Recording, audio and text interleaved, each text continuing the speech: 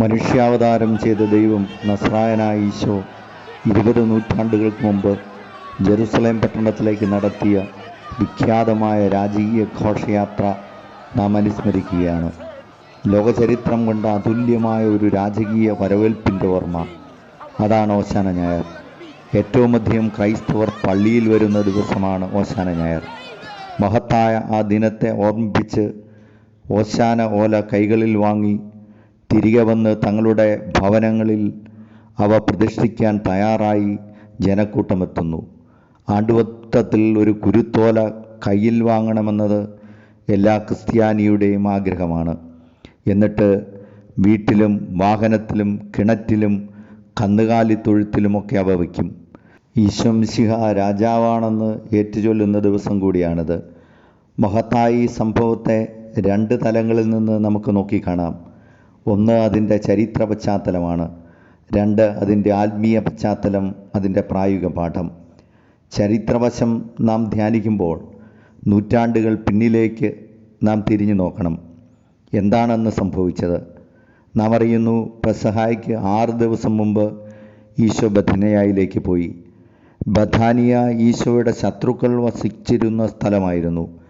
അങ്ങോട്ട് പോകാൻ മടിച്ചപ്പോഴാണ് തോമാശ്ലീഹ നമുക്ക് അവനോടൊപ്പം പോയി മരിക്കാമെന്ന് പറഞ്ഞത്. ഇവിടെയാണ് ഈശോ ഏറ്റവും വലിയ അത്ഭുതം പ്രവർത്തിച്ചത്. മരിച്ച് 4 ദിവസം കഴിഞ്ഞ് ലാസറിനെ ഉയർപ്പിച്ചു. ലാസറിൻ്റെ ഭവനം ബേഥനിയയിലായിരുന്നു. യഹൂദരുടെ ഏറ്റവും വലിയ തിരുനാളാണ് പെസഹ. ജോസഫൂസ് എന്ന യഹൂദ ചരിത്രകാരൻ പറയുന്നു, ലോകത്തിൻ്റെ വിവിധ ഭാഗങ്ങളിൽ നിന്ന് തീർത്ഥാടകരായി ആളുകളെത്തും. 14 ലക്ഷത്തോളം പേർ വരെ എത്തിയിരുന്നു. തിരുനാളിന് വന്ന ജനം യേശുവിനെക്കുറിച്ചും ലാസറിനെ ഉയർപ്പിച്ചതിനെക്കുറിച്ചും കേട്ടു. അവൻ ബേഥനിയയിലുണ്ടെന്ന് കേട്ടു. യോഹന്നാൻ എഴുതുന്നത്, യേശു ജെറുസലേമിലേക്ക് വരുന്നെന്നറിഞ്ഞ് ജനക്കൂട്ടം അവനെ എതിരേക്കാൻ പുറപ്പെട്ടുവെന്നാണ്. ഇതെല്ലാം കണ്ട് പ്രമാണിമാർ അസ്വസ്ഥരായിരുന്നു. നോക്കൂ, നമുക്കൊന്നും ചെയ്യാനാകുന്നില്ലെന്ന് കാണുന്നില്ലേ? ലോകം അവൻ്റെ പിറകെ പോയി കഴിഞ്ഞിരിക്കുന്നു. ജെറീക്കോയിൽ നിന്ന് ജെറുസലേമിലേക്കുള്ള വഴിയിലാണ് ബഥനിയ. ജനക്കൂട്ടത്തിൻ്റെ ആവേശം മനസ്സിലാക്കി ഈശോ ആദ്യമായി തന്നെ വെളിപ്പെടുത്തുകയാണ്. ഇതിനു മുമ്പെല്ലാം അവിടുന്ന് വിലക്കുകയാണ്. താൻ ദൈവപുത്രനാണെന്ന് ആരോടും പറയരുതെന്നാണ് അവിടുന്ന് വിലക്കിയത്. എന്നാൽ ഓശാന ഞായറാഴ്ച അവിടുന്ന് പറഞ്ഞു, എതിരെ കാണുന്ന ഗ്രാമത്തിലേക്ക് പോകുവിൻ. അവിടെ ഒരു കഴുതയെ കെട്ടിയിരിക്കുന്നത് കാണാം. അതിനെ അഴിക്കുക. ഉടമസ്ഥൻ ചോദിക്കും, അപ്പോൾ കർത്താവിന് ആവശ്യമുണ്ടെന്ന് പറയുക. 400ഓളം വർഷങ്ങൾക്ക് മുമ്പ് സക്കറിയ പ്രവാചകൻ അത് പ്രവചിച്ചിരുന്നു. സിയോൻ പുത്രി ആഹ്ലാദിക്കുക, ഇതാ നിന്റെ രാജാവ് കഴുതക്കുട്ടിയുടെ പുറത്തു വരുന്നു. ഈശോയ്ക്കറിയാം ഈ യാത്രയുടെ അവസാനം എന്തായിരിക്കുമെന്ന്. ഒരു പ്രവാചകനും ജെറുസലേമിന് പുറത്തു വെച്ച് വധിക്കപ്പെടുക സാധ്യമല്ല. കുറച്ച് നാളുകൾക്ക് മുമ്പാണ് ജെറുസലേമിനെ ഓർത്ത് അവിടുന്ന് വിലപിച്ചത്. ജെറുസലേം, ജെറുസലേം, പ്രവാചകന്മാരെ വധിക്കുകയും നിന്റെ അടുത്തേക്ക് അയക്കപ്പെടുന്നവരെ കല്ലെറിയുകയും ചെയ്യുന്നവളെ, പിടക്കോഴി തൻ്റെ കുഞ്ഞുങ്ങളെ ചിറകുകൾക്കുള്ളിൽ കാത്തുകൊള്ളുന്നത് പോലെ നിന്നെ ഒരുമിച്ച് കൂട്ടാൻ ഞാൻ എത്രയോ പ്രാവശ്യം ആഗ്രഹിച്ചു. എന്നിട്ട് അവിടെ നിന്ന് അവസാനിപ്പിച്ച് പറയുകയാണ്, കർത്താവിൻ്റെ നാമത്തിൽ വരുന്നവൻ അനുഗ്രഹീതൻ എന്ന് പറയും വരെ ഇനി നിങ്ങൾ എന്നെ കാണുകയില്ല. ആ ദിവസമായിരുന്നു അത്. കർത്താവിൻ്റെ നാമത്തിൽ വരുന്നവൻ അനുഗ്രഹീതൻ എന്ന് പറഞ്ഞ ദിവസം, ഓശാന ദിവസം. ആവേശോജ്വലമായിരുന്നു ആ സ്വീകരണം. ദാവീദിനാണ് ഇതിനു മുമ്പ് ഇത്തരമൊരു സ്വീകരണം കിട്ടിയത്.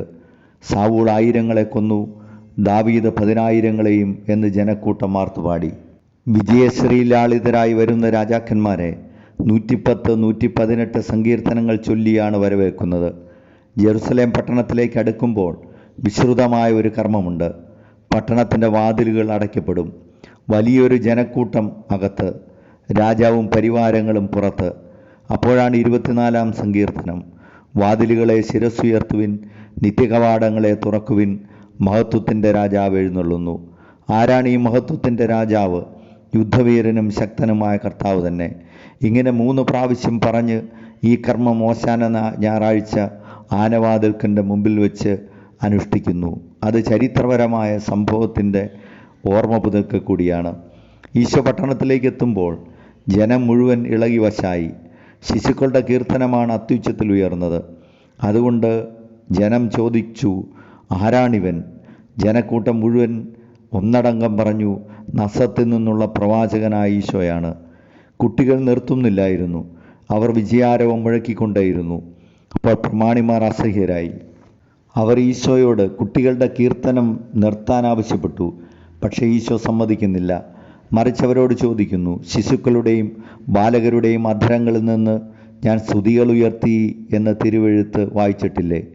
ഇതാണ് ചരിത്രം. ഇനി ഇതിൻ്റെ ആത്മീയ പശ്ചാത്തലമെന്ത്? ഈശോയെ രാജാവായി സ്വീകരിച്ച ദിനമാണിത്. നാമും നമ്മുടെ ജീവിതത്തിലേക്ക് രാജാവായി ഈശോയെ സ്വീകരിക്കുകയാണ്. ഈശോ എങ്ങനെയാണ് രാജാവായത്? ഈശോയുടെ രാജ്യം ഈ ലോകത്തിലല്ല. പീലാത്തോസ് ചോദിക്കുന്നല്ലോ. അപ്പോൾ ഈശോ പറഞ്ഞ ഉത്തരമാണ് ഈശോയുടെ രാജ്യത്തിൻ്റെ അടിസ്ഥാനം. എൻ്റെ രാജ്യം ഐഹികമല്ല. ഈശോയുടെ രാജ്യം ദൈവരാജ്യമാണ്. എന്താണ് ആ ദൈവരാജ്യത്തിൻ്റെ സവിശേഷത? സ്നേഹവും കാരുണ്യവും സ്ഥാപിക്കുക. ദൈവരാജ്യത്തിൻ്റെ യുദ്ധം വിജയിച്ചവനാണ് ഈശോ. ദൈവരാജ്യത്തിനെതിരെ യുദ്ധം ചെയ്യുന്നത് പിശാചാണ്. കുരുത്തോല കൈകളിലേന്തുമ്പോൾ നാം പറയുന്നത് ഈ ഭൂമിയിൽ ദൈവരാജ്യം സ്ഥാപിക്കുന്നവരാണ് ഞങ്ങളെന്നാണ്. ഈ ഭൂമിയുടെ അക്രമവും വിദ്വേഷവും എല്ലാം മാറ്റി പകരം കരുണയും സ്നേഹവും നിറയ്ക്കുന്ന ആ രക്ഷാകര കർമ്മത്തിൽ ഞങ്ങൾ പങ്കാളികളാകുന്നു എന്നാണ് ഈ കുരുത്തോല ഉയർത്തിക്കൊണ്ട് നമ്മൾ പറയുന്നത്.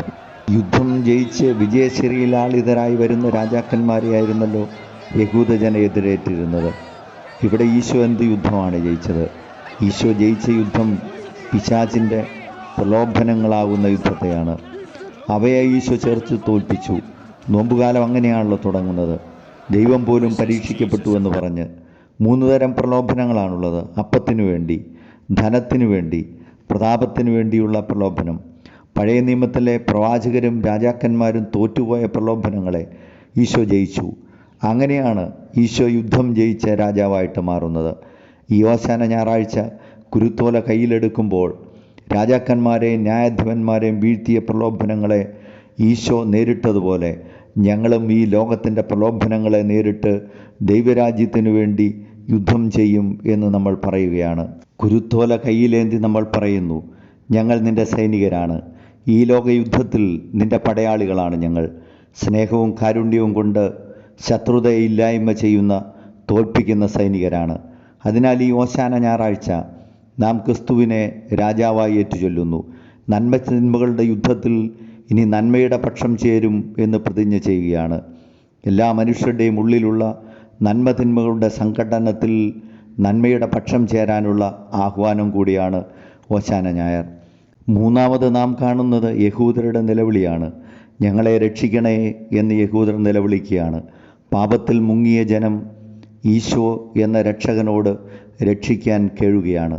നമ്മുടെ ജീവിതങ്ങളെ സമർപ്പിച്ച് പ്രാർത്ഥിക്കാനുള്ള അവസരം കൂടിയാണിത്. ഞങ്ങളെ പ്രലോഭനങ്ങളിൽ ഉൾപ്പെടുത്തരുതേ.